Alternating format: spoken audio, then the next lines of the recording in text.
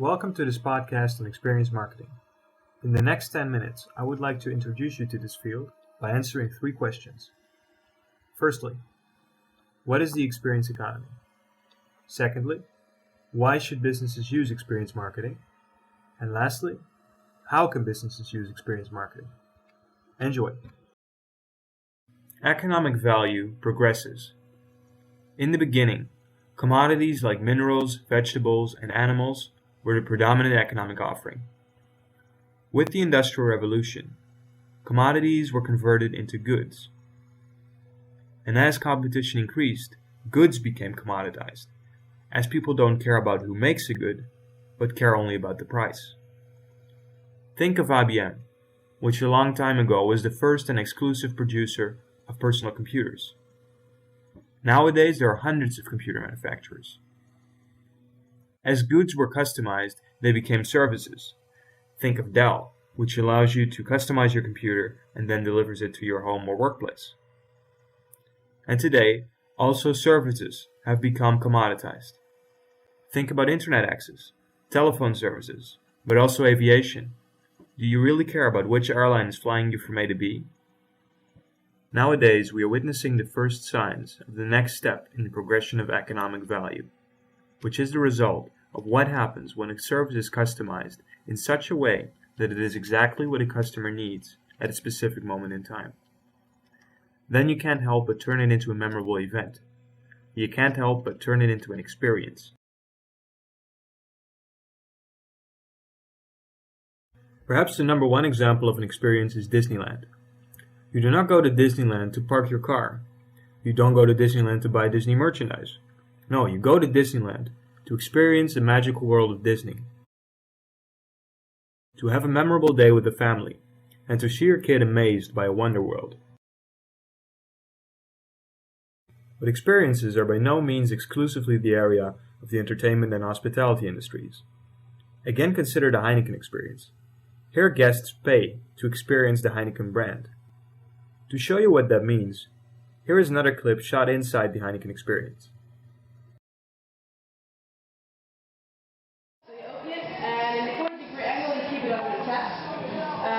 And once it comes to this point, you slowly pull it up. So you just open it, and once it's totally full, you close the cap. Skin it up.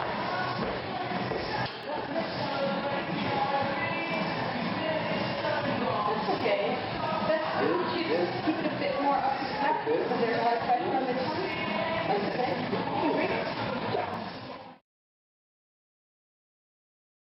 So when we consider the examples of Disneyland and the Heineken experience, we can divide commercial experiences into 2 categories. Firstly, an experience in itself. Here the experience is the business, as is the case for Disney.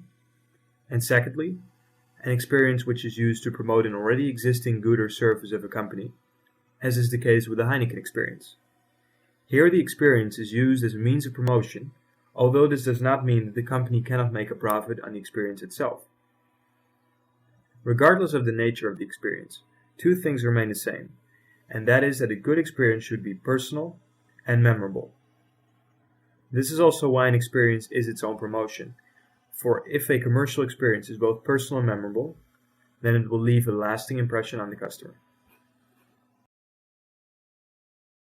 This brings me to the second question. Why use experience marketing?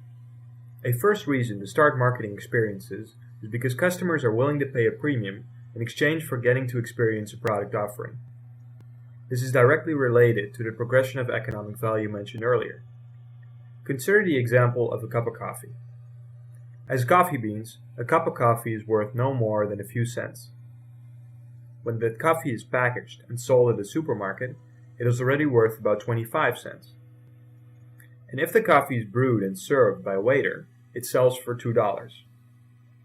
And finally, when you are allowed to design your own coffee, it is brewed in front of your eyes, and you can enjoy it in the setting of a Starbucks cafe, it easily sells for $5.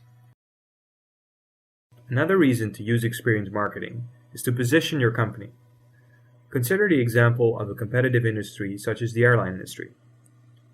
As mentioned earlier, air travel has become a commoditized service.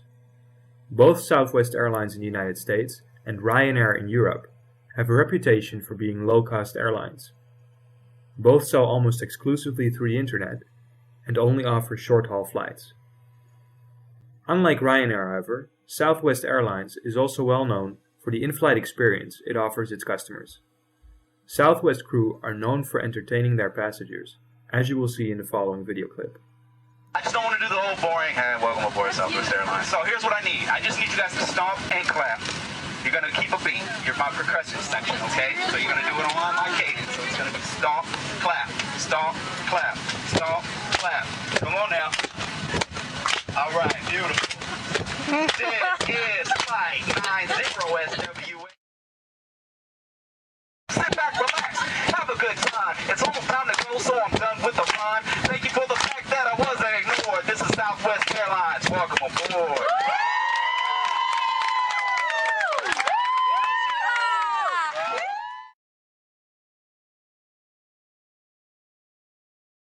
So to sum it all up, why is experience marketing?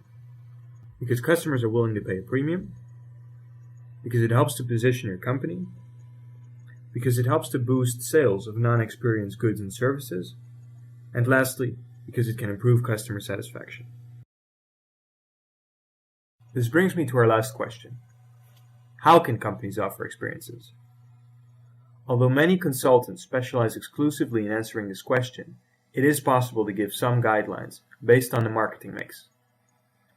When discussing experiences within the context of the marketing mix, the traditional parts of placement and promotion change into what we call placemaking.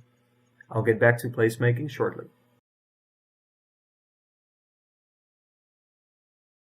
First, let's consider the product. Companies that want to produce an experience need to above all be creative. It is, however, possible to position an experience along the following lines. Firstly, an experience can be one of absorption, in which the customer takes in the experience. Alternatively, it can be one of immersion, in which the customer is taken into the experience. Secondly, an experience can encourage passive participation, where the customer can only personalize the experience through his or her own interpretation. Alternatively, the experience can encourage active participation, in which the customer gets to manipulate the experience.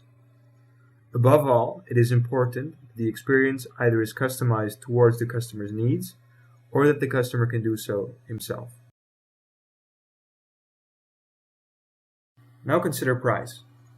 Here experiences offer new opportunities, again along the lines of the progression of economic value. Consider a trip to Disneyland. Firstly, as a guest you pay admission to be able to enjoy the experience. But that is not all.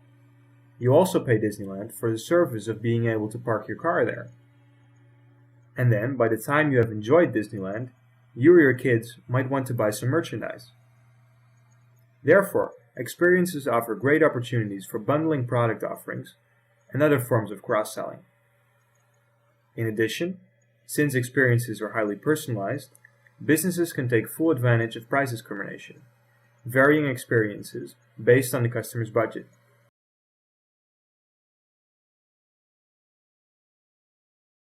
Since experiences are their own promotion, this part of the marketing mix does not apply to experience marketing. Starbucks did not advertise for many years, simply because the experience was so enjoyable that promotion by word of mouth was sufficient. The advertisement in this case was, "I can't tell you what Starbucks is like, you have to experience it for yourself." Since experiences are their own promotion, placement is very important. Therefore, this becomes placemaking, which is the art of locating your experience where it can most easily connect with its potential customers. Consider this trip in Las Vegas. When you rebuild the Eiffel Tower, then clearly the experience is the marketing. If you would have built it in the middle of the Nevada desert, however, it would not have gotten many visitors. So remember, when it comes to placemaking, location is key. Thank you for listening to this podcast on experience marketing.